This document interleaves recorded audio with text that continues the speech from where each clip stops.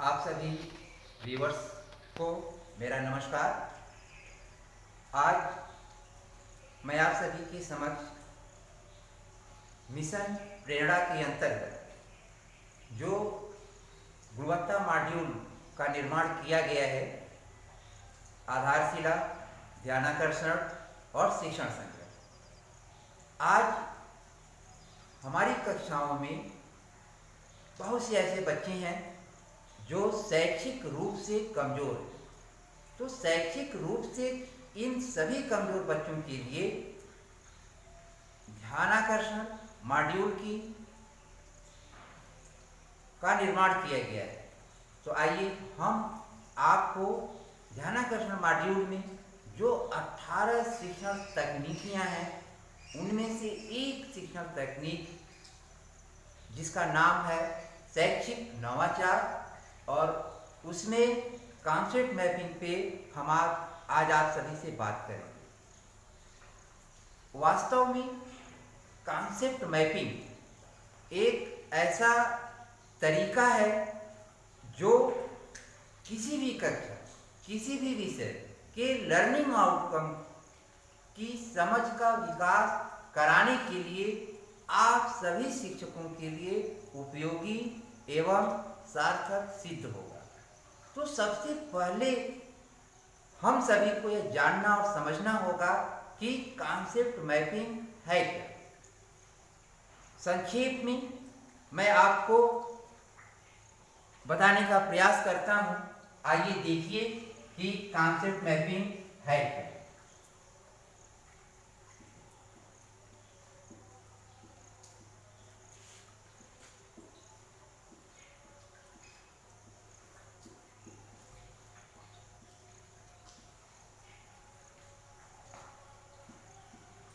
Concept mapping यह किसी भी विषय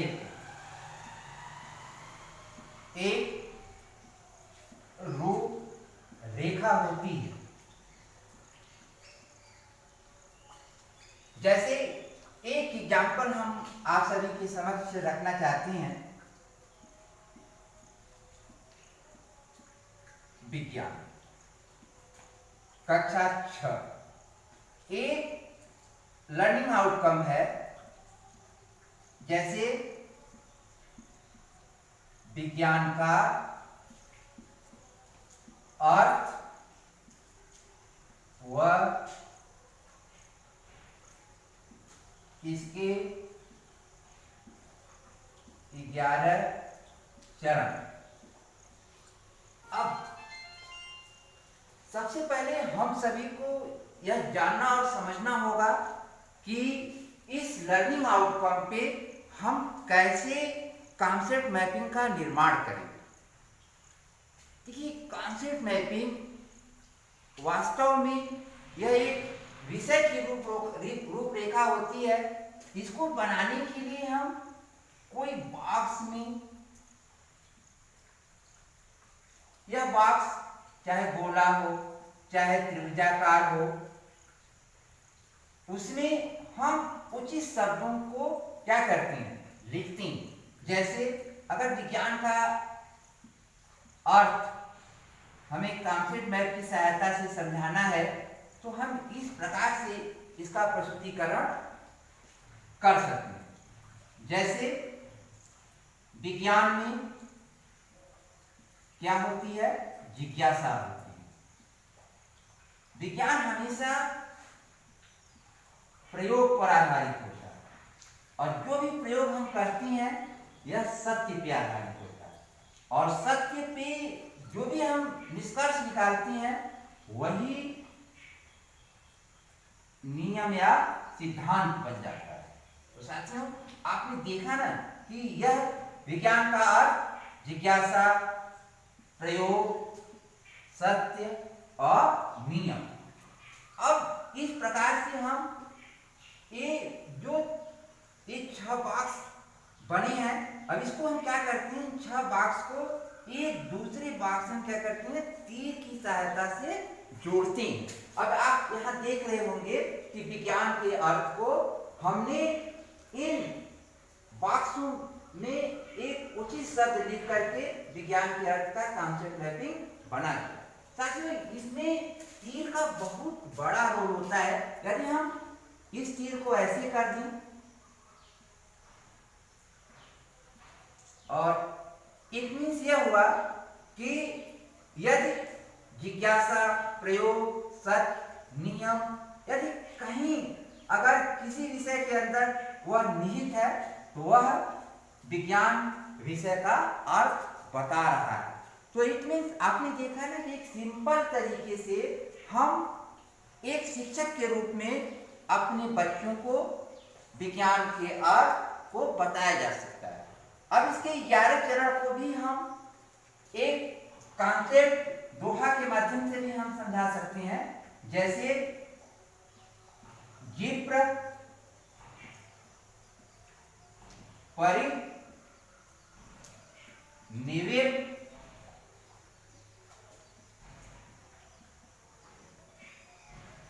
अपुनि, नव।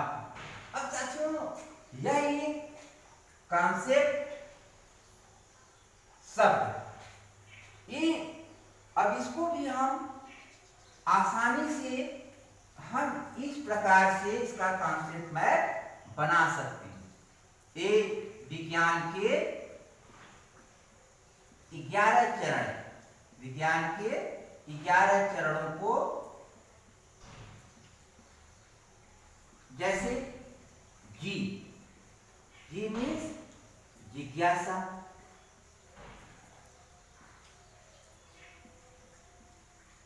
प्र मीन्स प्रश्न करना,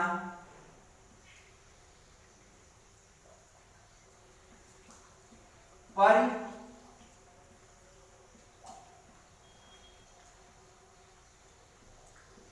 परिकल्पना,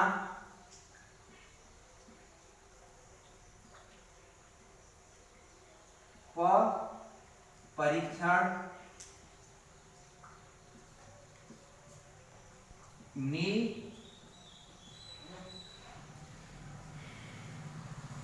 निरीक्षण,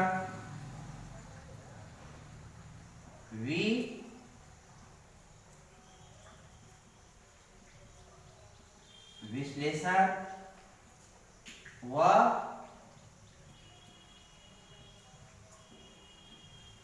वर्गीकरण और अभिलेखीकरण,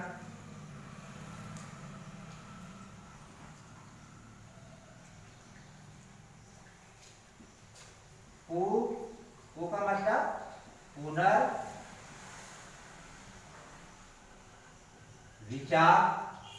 और नि का मतलब निष्कर्ष निकालना और नव का मतलब नया प्रयोग। अभी आप सभी ने ये देखा कि मैंने ब्लैक बोर्ड पे एक लर्निंग आउटकम विज्ञान का अर्थ और इसके 11 चरणों को कॉन्सेप्ट मैप की सहायता से इस पर प्रस्तुतिकरण किया। तो साथियों, वास्तव में कॉन्सेप्ट मैप एक ऐसा तरीका है जिसे हम किसी भी विषय वस्तु को समझाने के लिए इस प्रकार से किसी गोले में तीर की सहायता से जोड़ करके हम बनाते हैं। इसका क्या उद्देश्य है? कॉन्सेप्ट मैप का उद्देश्य हम शिक्षकों के सीखने सिखाने की प्रक्रिया में एक टीएलएम के रूप में अपनी कक्षा में कर सकते हैं और इसका दूसरा उद्देश्य है यह बच्चों के रिवीजन के लिए भी उपयोगी है। अब इसको हम कैसे बनाएंगे और कितना संसाधन लगेगा? तो देखिए, बनाने के पहले हमें समय का कम से कम समय में, जैसे आप 30 से 60 मिनट में भी बना सकते हैं। ये आप पर निर्भर करता है कि आपका विषय वस्तु कितना बड़ा है और इसके बाद आप किन संसाधनों का प्रयोग करेंगे। इसके लिए आप कम से कम संसाधन, यानी कि आप बच्चों अपनी एक कापी पर, A4 साइज की कापी, पन्ने पर भी बना सकते हैं, कापी भी बना सकते हैं, यहाँ तक कि जैसे अभी हमने आपके सामने ब्लैक बोर्ड पे बनाया है, यहाँ भी बना सकते हैं। ये जो हमारे कक्षाओं में जो ग्रीन पट्टियां होती हैं ना, इस पे भी हम चाक की सहायता से, रंगीन चाक, व्हाइट चाक की सहायता से बना सकते हैं।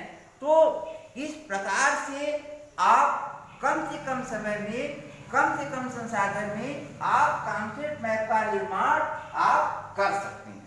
अब प्रश्न ये उठता है कि ये आप बनाएंगे कैसे? तो बनाने के लिए आपको सबसे पहले किसी भी विषय में लर्निंग आउटकम का चयन करना होगा।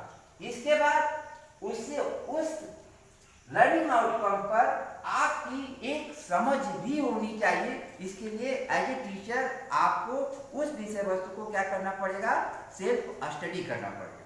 और इस प्रकार से, लेकिन सबसे पहले जब आप इसको स्वयं बनाइए, एक शिक्षक होने के नाते कक्षा में प्रयोग करने के पहले आप स्वयं बनाइए, उसके बाद बच्चों के सामने प्रेजेंट करिए, और जब बच्चे के सामने प्रेजेंट करेंगे तो बच्चे को भी बनाने के लिए प्रेरित करें।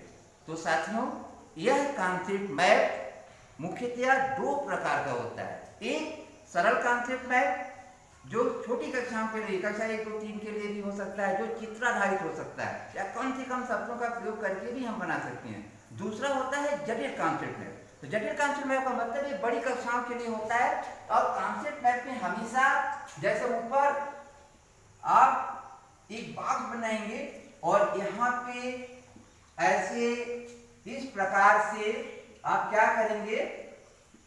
तीर की सहायता से एक उचित गोले को जोड़ते जाएंगे, और जो आपका कंटेंट है वो क्या होगा? इस प्रकार से कॉन्सेप्ट मैप एक ब्रांचिंग रूप में, एक शाखा के रूप में, एक मुख्य, जैसे एक मुख्य है ना, यहाँ से कई ब्रांचेज होते और देखिए मैंने सरल से जटिल, सरल कॉन्सेप्ट से जटिल कॉन्सेप्ट की तरफ यह बढ़ता चला जाता है। तो इस प्रकार से अब मैं आपके सामने कॉन्सेप्ट मैप का लाभ क्या होगा ये बताना चाहूँगा। साथियों, कॉन्सेप्ट मैप वास्तव में एक टीचर के लिए ही नहीं, उसके बच्चे के लिए भी एक पीएलएम के रूप में काम हो सकता है।